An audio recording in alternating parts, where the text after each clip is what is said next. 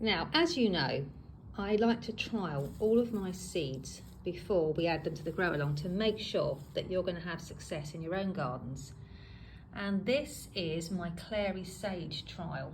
Now, everything was sown on the same day, grown in exactly the same conditions.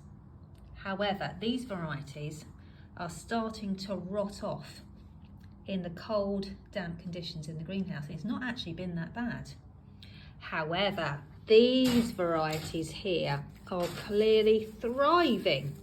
So much so that I'm going to have to pop them on into 15 cell trays or 9 centimetre pots. So clearly, these are the varieties that I'm going to be adding to the grow along for you to grow in your own gardens. Now, this is a special variety of Clary Sage. I have tried many varieties over the years, and I found that they're not great from an autumn jump start. They start off okay, they germinate beautifully, start growing in the trays, all is well. However, as we plunge into deep winter, the cold and the damp gets to them, and very slowly they all rot off and die. So if you don't have our seeds, then I would recommend that you hold off until late winter or spring, depending on the variety. However, if you do have our seeds, then we can do an autumn jump start, and then these particular plants will grow to 100 centimetres tall. They will also give us colour really early in the season, just when we need it the most. I really loved growing this Clary Sage last spring.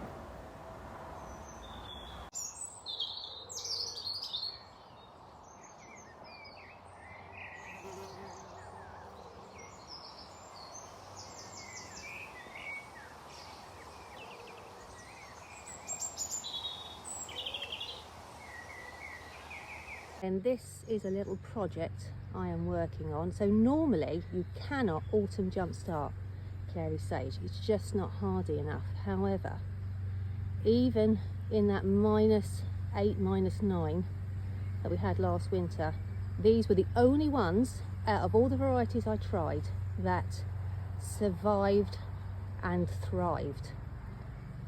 It's really unusual to have such tall Clary Sage and so early in the garden. It's up to my waist.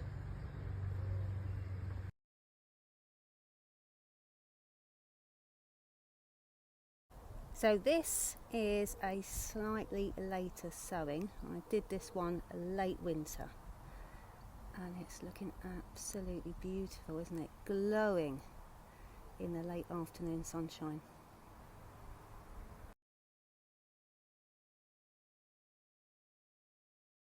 Here we have the Clary Sage, and they're doing absolutely beautifully. Well, look at the size of those plants. So I'm now going to pop these out of their 40 cell tray, move them on into the 15 cell trays, have a look to see if I've got any double seeded cells, and separate them so they've got their own room.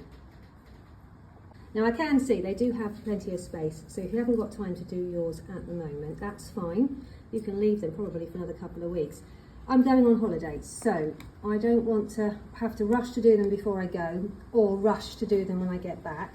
So it's a lovely sunny day, I've got time, so I'm going to do mine now. But I'll put this video on the website, and then you can catch up and do yours whenever you want. Now, I'm going to do my Clary Sage with you, just in case you'll find it helpful. So I'm just going to remove the bottom tray to start with. And then I'm going to just pinch the cells gently from underneath, because that will loosen the root ball. Look at that. Absolutely perfect. And then I can move them over into their new 15 cell trays. Just making a start on potting on my Clary Sage plant, so I'm just squeezing the cells from underneath to make the plugs just pop out. You can see that this plug has filled its 40 cell tray. It's not root bound, it's very healthy indeed, but ready for a bit more space. So let's just move you over, and I'll position in the tray, holding it gently in the middle. and then just filling in with compost all around. There we go. And the most important thing with Clary Sage is that you don't overwater it, especially as we get into deep winter. They don't appreciate a soggy bottom and they could rot off. So just keep these slightly on the dry side, but obviously not dehydrated. I've got a nice one here that's got 2 plants in one cell, and you can see the difference in the size just by having that restricted room. So I'm just going to put my fingers in between the 2 plants and tease them apart as gently as I can, keeping as much of the compost around the roots of the individual plants. There we go, and I'll just pop these into 15 cell trays separately now, and then within a couple of weeks you won't even know which were the doubles and which were the singles.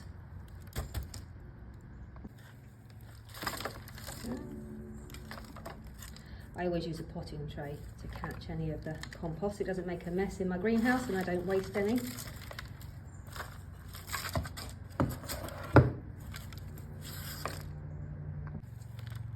we go.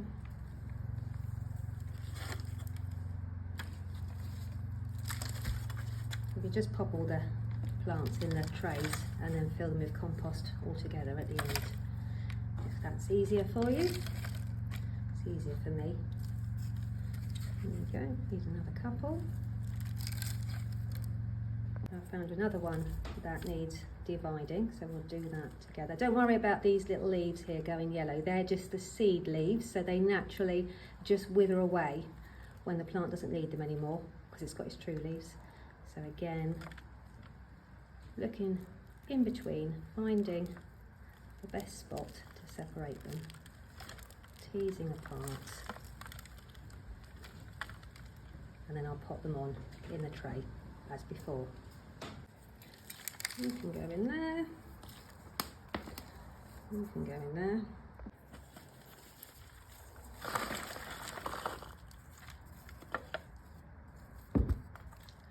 I think there was a little one just attached there. Yeah, look, I spotted that. I'm just going to put that in a bowl of water, because look, it's not got hardly any compost around its roots and it could dry out. So I'm going to just pop that in a tray of water for a little swim, let it rehydrate completely, and then I will pot it on.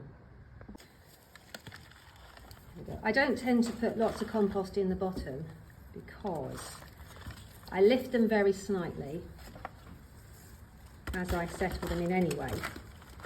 But if you put too much compost in the bottom, then the plants will be really proud of the top. And I find that this works perfectly for me. If you want to, you could always use pots, but do be careful if you use 9cm pots, because again, just like the butterfly ranunculus, they're going to hold on to more moisture in the bottom of the pot, and the top of the compost might look really dry, and then you water it, and actually by the roots it was soaking wet. So I find that cell trays really do have the best drainage for any plants that will fit in them, really, especially over winter time.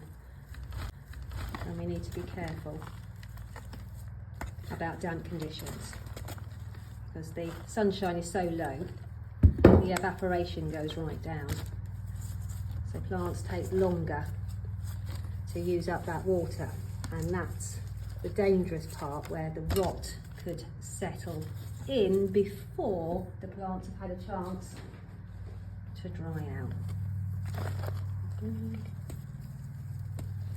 Looking really good.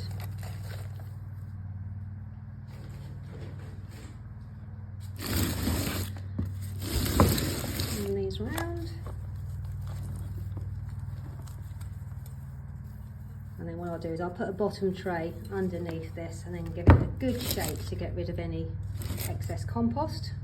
There we go, bottom tray in. I've had a nice little shake to settle the compost. Don't worry about the soil on the foliage. The foliage is quite furry, so the compost does tend to stick to it. But I'm going to water them from overhead because obviously they don't like the soggy bottom. So I'll water them from overhead so they don't get overwatered, and that will also rinse off most of the soil, but they'll be absolutely fine.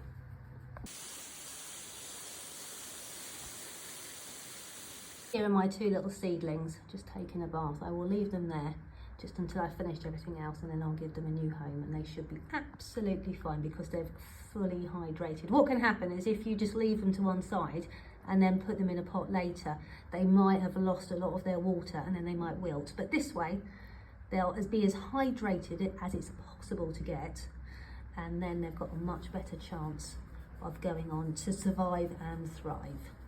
There we go, I've just given them a shower from overhead. I've washed off most of the compost. I'll leave them here on the floor because they drain more slowly on the floor for about 10 or 15 minutes, and then I will pop them back up on the shelf in the sunshine and they can carry on growing.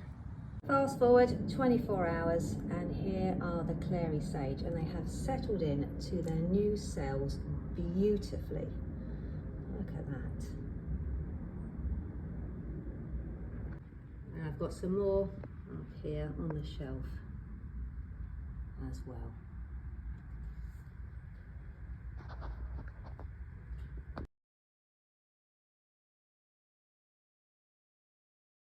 All the information for sowing and growing this special variety of Clary Sage is in your Autumn Jumpstarter Handbook or the supplemental pages. If you're using the 2022 handbook, you need to buy the supplemental pages for these extra sections.